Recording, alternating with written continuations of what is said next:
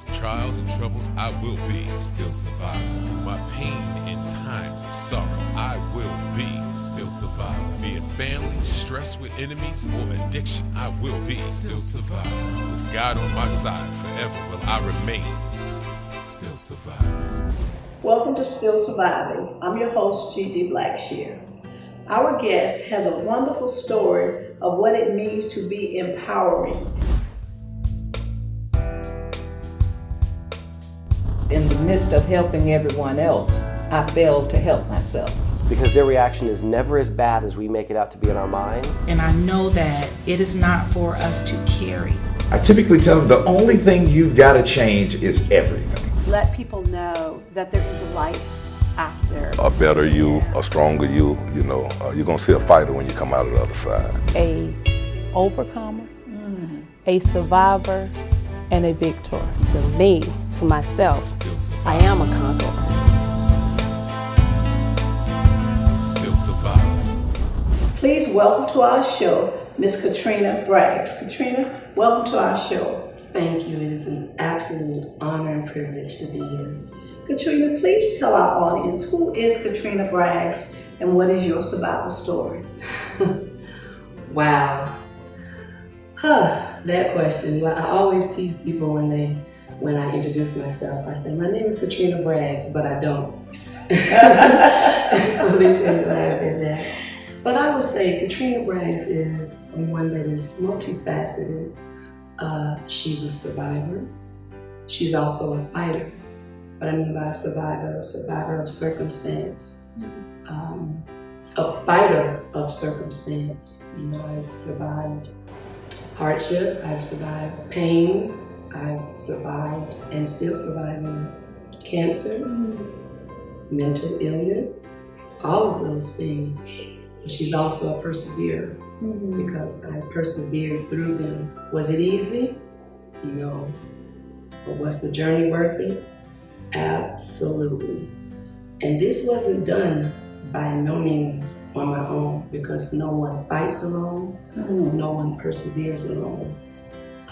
But did I always have the support? No.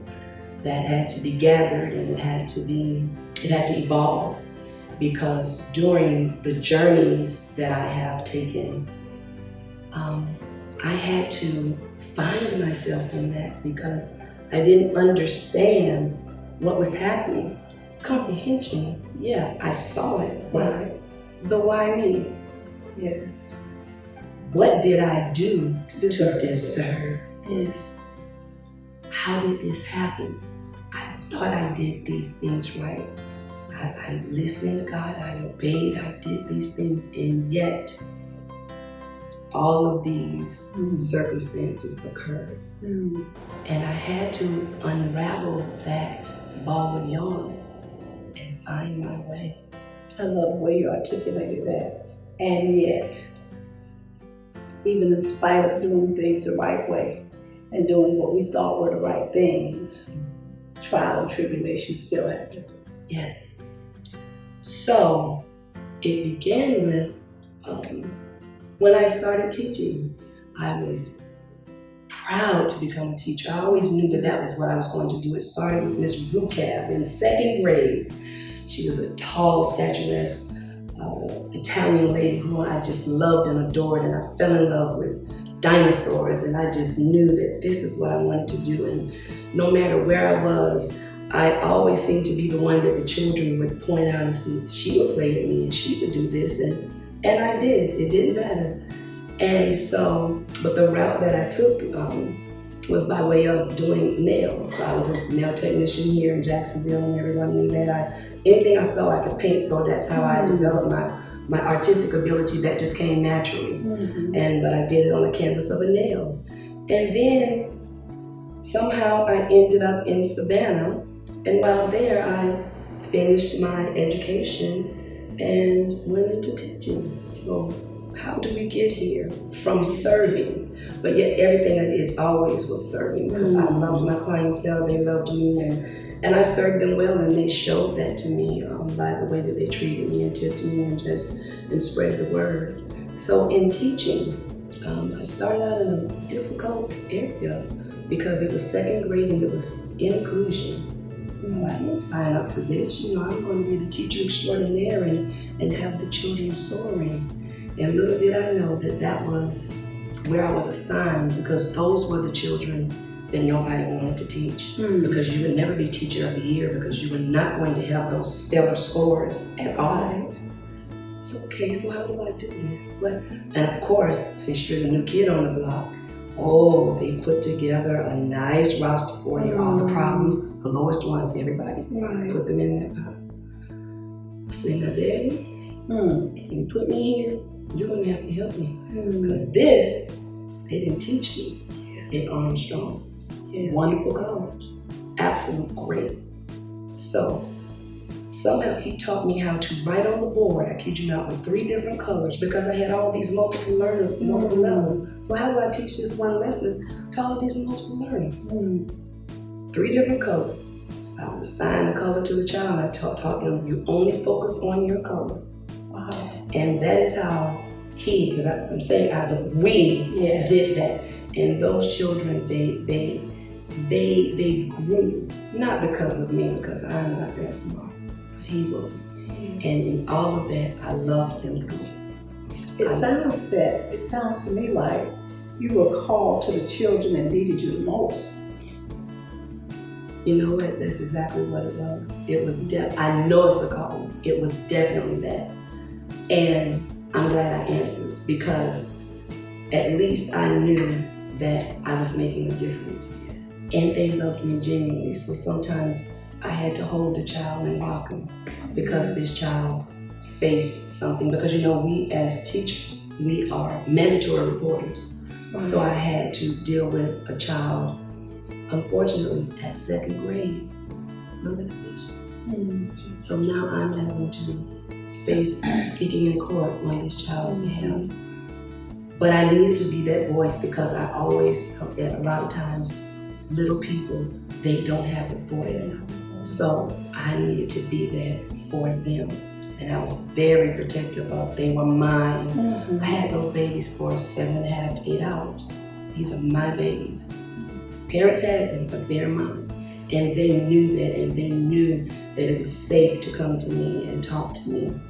So fast forward, so I lived and taught in Savannah for 8 years there, and during that time, ended up in several car accidents that were no fault of my own. So then it put a hamper in there, so then because of that, with shoulder injuries and all of this, so now I became this cushion of pain. And for some reason, I wasn't healing up, but I'm watching other patients healing. A 70-year-old lady, she's raising her arm, I can't get nothing up. She's graduated out, I'm still here, can't move. What's wrong with me? Why me? And through going through the doctors, I found that I had a condition where my body would metabolize the medicine, so no medicine ever addressed the pain. So I was just in pain constantly.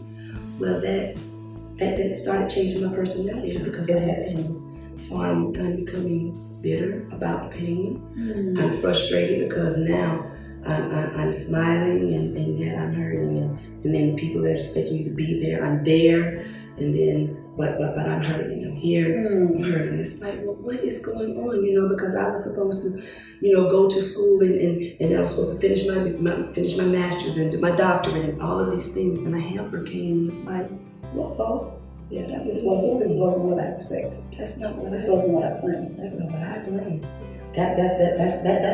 That's not on my computer in my checkoff list.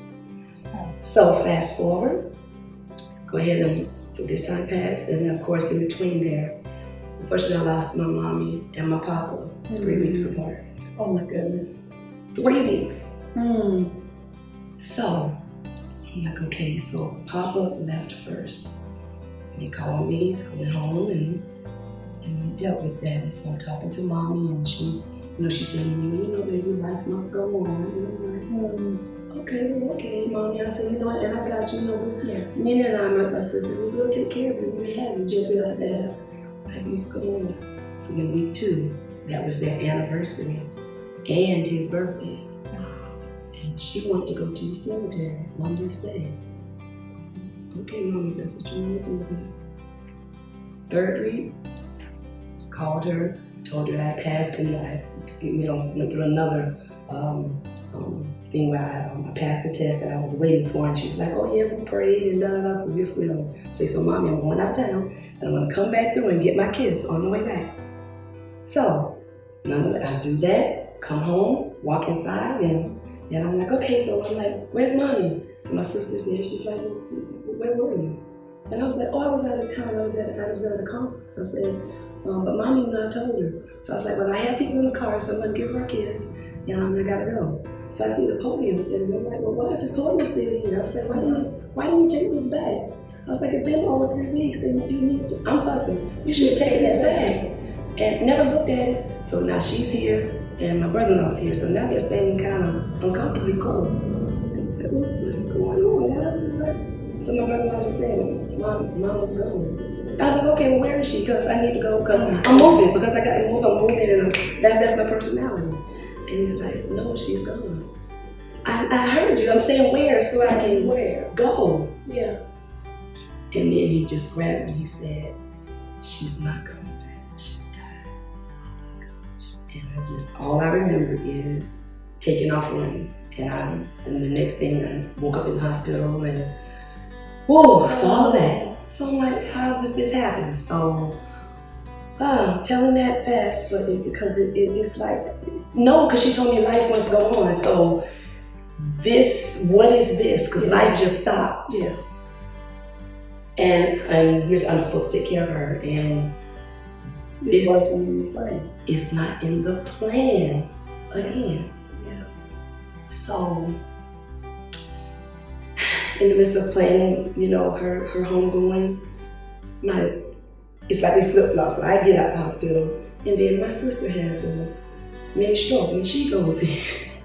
So all of this is like, see, this is not how this occurs. How strong do you think I am, Daddy? And so, but we get through it. Had your parents been married for a very long time? Well, this was my papa, and I was going to say that. So I lost my dad at 16. Okay. So this was Papa, this was Mommy's second husband, and he was just that, Papa.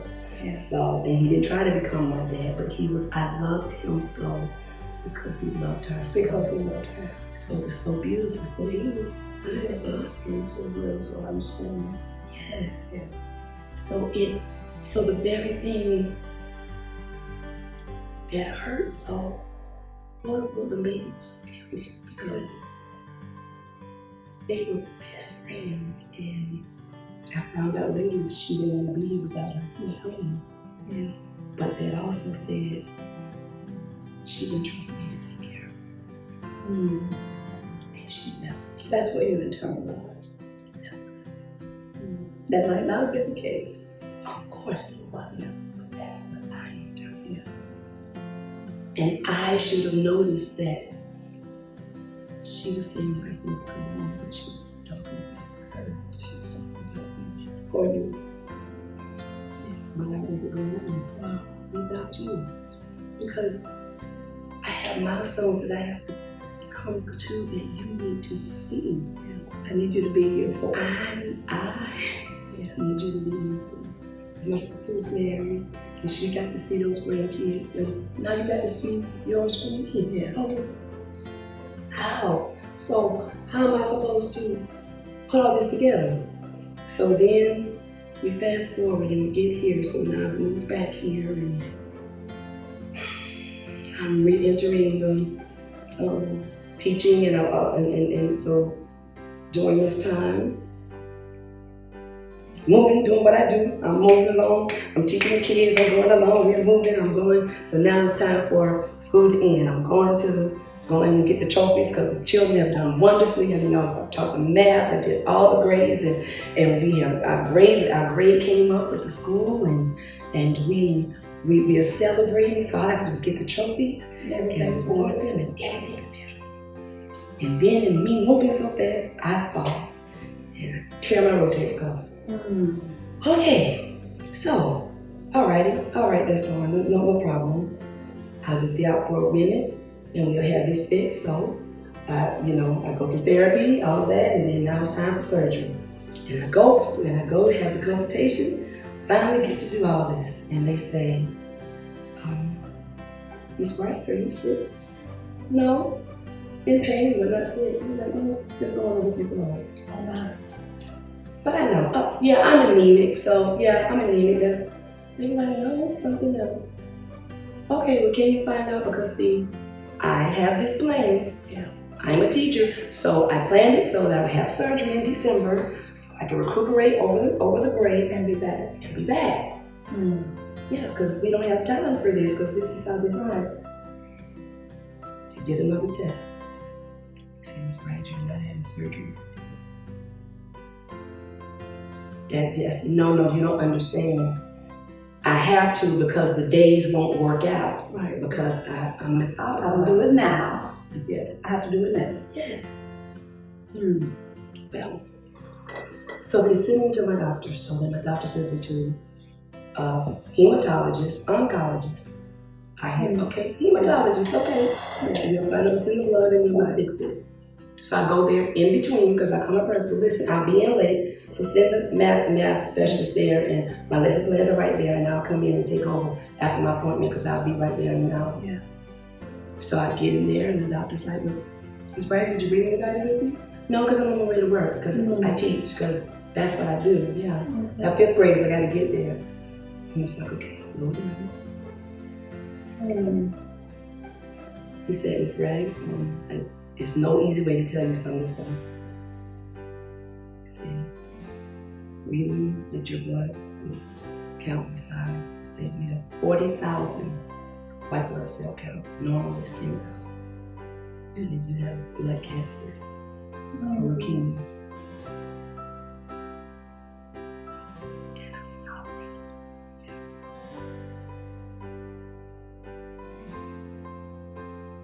Well, well, no, because I eat healthy and there's no cancer in my family, so I'm like, what do you mean?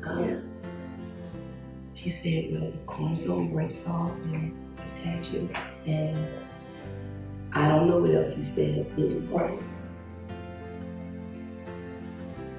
Because you just told me I have cancer. Yeah. That people die from that. So what are you saying? What are you saying to me? What? So he said, we're going to do it. He said, but right now I need to know how are you going? You can't go to work. I have to because we have a test and I have stuff, so I'm fine. So I snapped out of it. Put yourself together. Let's make the appointment. I'll get the car. I go downstairs and I get in the car, and the only person I need to call is my former principal, who's now moved away, but we've become friends. She's no longer my boss, and now we're friends. And I told her, and I lost it, and she did. But in her losing it, she just prayed and she prayed and she prayed as I screamed. Because this doesn't happen to me. I'm healthy, I'm vibrant, I'm moving. I have too many things to do. I have a list. I have to. How? Yeah. So, when that was over, I said, well, okay, gotta get it together because I gotta get to work. Because I have a test in the babies because it's coming up and we're being judged on this, so I have to get this because there's nobody can go in there and do it because they don't know where this is and they don't know what that is, and they're respecting me. And she said, you can't go. I said, I have to. There's no sub that can come in now. It's just all these rules. So I'm rationalizing this because I still have to function because other people are depending on me and I can't break. So I gotta get this together. So I told her I was gonna drive on over. Well, little did I know she had already called the principal because with her being a principal, they know each other. So by the time I got there, she had them intercede and they took me enough. So of course I never made it over, and we just processed it. Thank God for a friend. Thank God for a friend. So I knew She would know what to do. I have my friend. My mama would know what to do, and you're not here. So they set me up. So now I go to cancer treatment centers. These are commercials that I watched on TV, not for it to be for me. I watched this, and then I thought about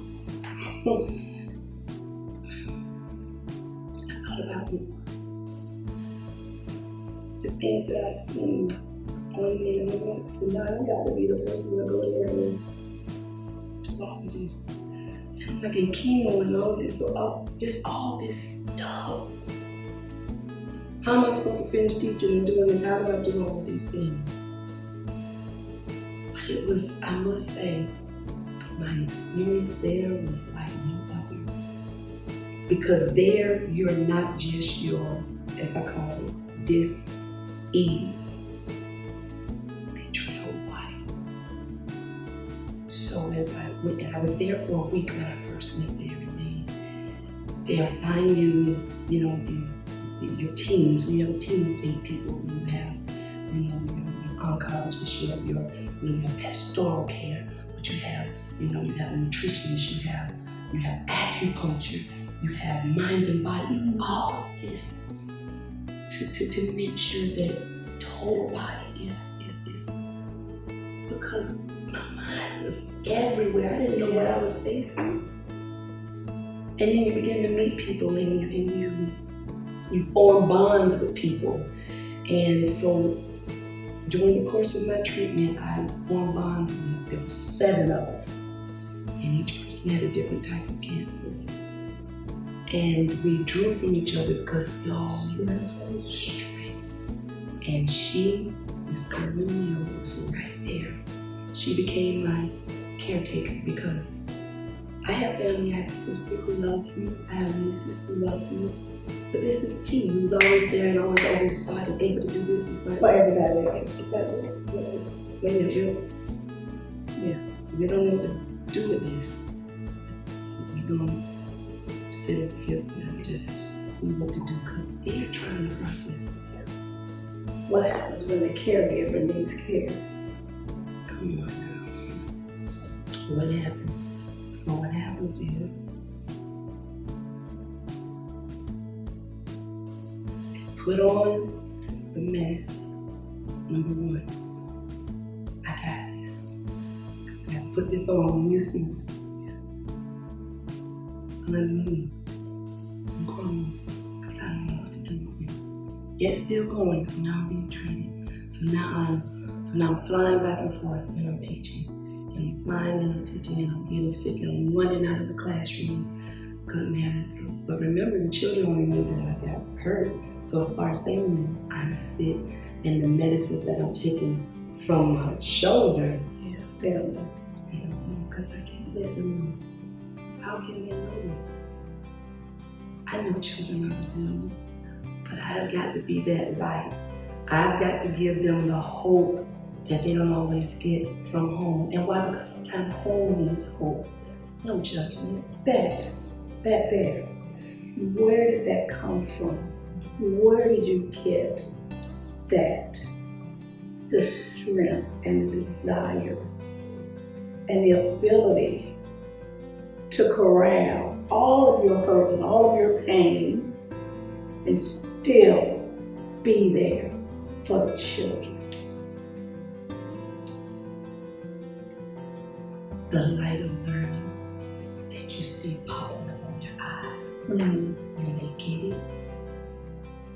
That's something you can't buy. You can't experience that nowhere else except for in the classroom. Them no longer calling you Miss Braggs, but calling you Mom. Not replacing Mommy is because Mommy is wonderful. But Mom's having to work to keep them together here. Dad is working to keep them, but I got you here. I see a different type of person. You're the one that allows me to get away with things sometimes when I know I should be punished, but because. And you're the one that turned on the light. And you're the one that turned on the light. celebrated me. You made it okay to get it wrong. You made it okay for me not to be okay. You made it okay for me not to have a good day. You brought me treats. You were just there. You allowed me to be the me that I am when I'm not making an A on the road, but I'm a solid D. But I had nothing when I came. I finally passed one of the tests when I read it. I get it. I am being ready by you. See, the thing is, when you teach, you touch the future. So I get to do that. I get to touch the future in so many different ways. Will they remember? I don't know. But it's the now. So it pushed me and it said, okay, if I don't want to place them in someone else's hand, then I have to get through this. Now in between there, what it brings down is I broke. And in between there, I lost my friends. One by one. So then what happens is, now you get what's called survivor's remorse, because they're fighting, because they were cancer fighters too. Why them? They're not fighting vigilantly. Yeah.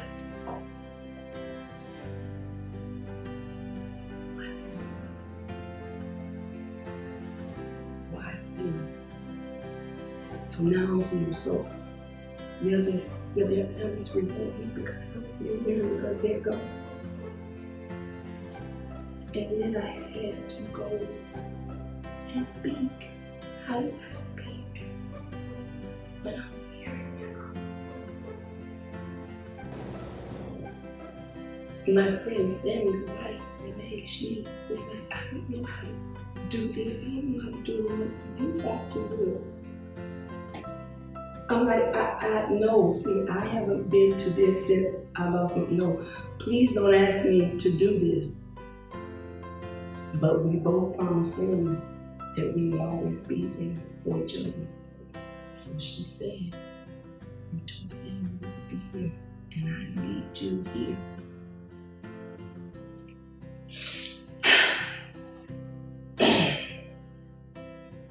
Let's go down there, put this service together. But I didn't know I had to speak. And it all came back. I played a song that I played for Sam one day after chemo. He was so sick. And I was playing the song for my friend Curry. Told her that was her ringtone. It's called I Hope You Dance. It's a beautiful some words. And just saying, you know, and if you know the words, it's just, it's hope. And when I went to turn it off, he said, no.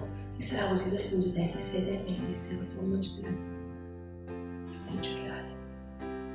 So I played that and I told them our story, how we evolved into friends. And we called him Sammy the Bull, because Lord knows he fought and he fought hard. So I thought back to that. So if he could keep fighting, then so could I. You don't get to break down. You don't get to. So in that, I had to try to deal with the mental state, because remember, I'm an educator and I'm a leader, and you don't get to break like that. You have to, people are looking at you. You're a professional. But how do you keep pushing? There's that path, there's that. So I had to take my pain and use it as a path, purpose. So then, instead of becoming defeated by it, through time, perseverance, now I became, wait a minute, empowered. It's like, oh, wait, whoa. Cancer, you don't win.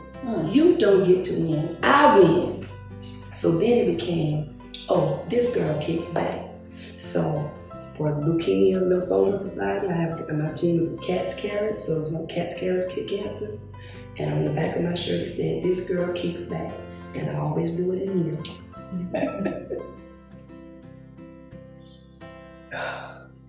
Katrina, you have shared with us such a powerful, powerful testimony. We're going to take a break and we'll come back with you in just a moment. We'll be back with more from Katrina Braggs in just a moment. Still surviving. We are back with Miss Katrina Braggs. Katrina, you have shared with us an amazing story of personal tragedy, pain, great loss, but also one of intestinal fortitude, great caring, and great, the only word I can find is gumption. Gumption. Please share with our audience what is going on with Katrina right now. So right now, I am walking in my calling of teaching, yet still with fourth graders. I love that. That is the thing that just lights me up, because it's that giving back. And I call myself, we're the eagle, so I call myself the mama eagle. So I always go in and tell my babies, the first thing I said, eagles, we're about to fly high in reading today. And so they repeated that. And they know that they thrive on that, and they get themselves ready for that. And also I am very active with the Leukemia and Lymphoma Society, the Light the Night. So I continue to fight cancer and win. Yes, because it's a fight and we win. And I do it not just for me, for others as well. I am also writing a book, and it's called Walking in My Story, because that's what I'm doing. I'm literally walking it out in this journey. So that is to come. I am trying to see how to get more involved with programs for women and children, because that's my heartstring. It's always been women and children, because I do public speaking, and I have spoken with AIM High, which is African American Mental Health Initiative, which is a wonderful program headed by Ms. Ann Marlowe, for us to speak out against that, because that's usually a hush hush, Right. And to be able to come out and be vulnerable in that, because that was a true That's taboo. That is taboo. You don't speak about that. You talk about Everything else, but not that. So can you tell our audience where they can get in touch with you? Are you on social media, or is it? I am on social media, and you will see me there as Katrina Jewel Braggs. That's on Facebook. And you can also email me at KB, the number 2, the word teach, the letter U. That's KB2teachu@gmail.com. And you can also get me on Instagram at Katrina Jewel. Katrina, thank you so much for sharing your story with our audience. You have just been an absolutely amazing guest. We know that your story is going to help someone. And I want to personally thank you for having a heart for our children. We need more teachers like you. Thank you so much for being a guest on our show. We will continue to keep you in our prayers as you continue your journey. Thank you for having me. It's been an absolute pleasure. Yes. We'll be back with Dr. Deborah Ercherberger in just a moment. Still surviving. We are back with Dr. Deborah Ercherberger. Dr. Deborah, after listening to Katrina's story,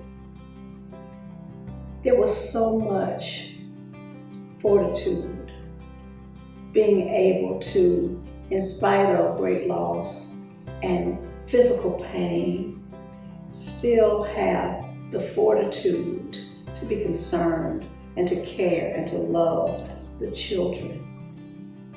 What is it, do you think, that drives people? What is it that allows us to press forward and to continue to go forward, even in the midst of trial and tribulation? When you see what you were created and designed to do, and you believe and you walk in it, there is nothing that's going to deter you from that path. That purpose, being driven. Yes. Being driven by purpose. The self-motivation to know that there are still others that need me, and so I need to keep going forward. The acknowledgement that we are needed. Yes. And we all are. Yes. In one form or another. Yes, absolutely. It's having that willingness to avail ourselves and to be there for those that need our help, need our care. Katrina's story was so powerful in that even in the midst of great loss, and even in the midst of having to endure physical pain, she knew what she was called to do. Yes. Her commitment to doing that thing might in some way have helped her along the path. Yes. Staying focused. Yes. On what she was called to do. I think one of the main things that came up in Katrina's story is her realization of her need in other places that helped to motivate her to stay focused in everything that she's going through.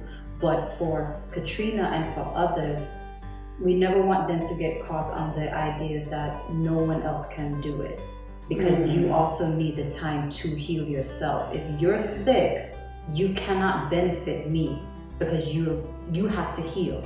So learning that I have to allow others to help me in my time of need so that I can turn around and continue to be the help that I need, that I am needed to be, that's also important too. Because a lot of times we're not taken seriously in our pain. A lot of studies show that unfortunately in the medical field, African American women are least likely to be believed when they're in pain, so they don't get the amount of care that they need as well. We have to be our own advocates and not be the strong woman that we have been taught to be. We have to sometimes say, I'm tired, I'm not feeling well, I need you to help me. Do what I need you to do so that I can heal, and then I can come back to continue what it is that I'm doing. Because I'd rather you be out for a few months to heal so I can have you for years than to have you for a few months when you're not doing well and then I have you none at all. Right, and then you don't come back. Yeah. One of the things about her story that truly blessed my heart was when she said, being able to see that light come on in the eyes of a child. You know, that is so powerful when you recognize that you have the ability to make that kind of difference in the life of a child. Yes, and I think that's for anyone. As a therapist, because I do a lot of work with adults, when in talking and in doing therapy, when they have that light come on, when we're trying to teach them a concept or to get them to see something from a different perspective. I think anyone who serves in a serving capacity, that in itself becomes your motivation to keep going. Because if you have so many times where it doesn't seem what you're doing is going right, but then you have that one person that gets it, and they take it and they thrive, that one person can help for the 20 people that don't, right. And they don't take what it is that you're giving. Absolutely. That was one of the things that she said, having that heart of service, that willingness to want to serve and want to give of herself. Reality is, we've all been given gifts, talents, and abilities. And as we seek to use those gifts, talents, and abilities, that's where the help is provided. That's where those lights come on. We all have a responsibility to use the gifts, talents, and abilities that we've been given to make a difference in this world, and ultimately to be of service to someone other than ourselves. Absolutely. And one thing that I want our audience to always remember is, yes, you are called for a purpose, but it is not selfish to step back. Yes. It is actually a very healthy thing to say, I cannot serve in this capacity right now. Give me time to get myself back together so that I can come back and be who it is that I'm needed to be. Because burnout is a very real thing. We wait for situations like Miss Katrina to say, okay, well, I need to step back. You don't have to wait till it's leukemia. Yes. You don't have to wait till it's some life-threatening thing and then you say, okay, let me step back. If you have the flu, stay home. Stay home. Get well, come back. If you have just a day where you're just like, I'm so overwhelmed, I cannot handle this today. Have the bravery to say, I cannot do this. Because it does take bravery to be able to be vulnerable, to say, I can't do this right now. Let me have a time to rest. And it's one thing that I'm always pushing that I wish somehow our politicians could get, which is mental health is just as important as physical health. As everybody is required to go to their doctor once a year for a physical, we should be required to go once a year to a therapist for a mental checkup.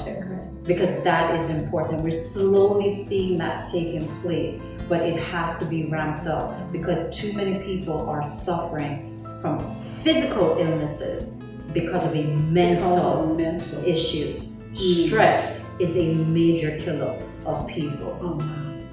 And in reality, you hear it on the airplane, put your own gas mask on first in order that you will then be able to assist someone else. And it doesn't sound right because you're thinking, well, let me help this person. But you cannot help anyone if you are in need of help. Yeah. Dr. Deborah, thank you so much for coming on our show. I appreciate it. If you or someone you know is in need of help, please reach out to someone. There are people all around you. There are resources that can help you. Please contact our guests and get the help that you need. Thank you. I will be still surviving through my pain in times of sorrow. I will be still surviving. Be it family, stress with enemies, or addiction, I will be still surviving. With God on my side forever will I remain still surviving.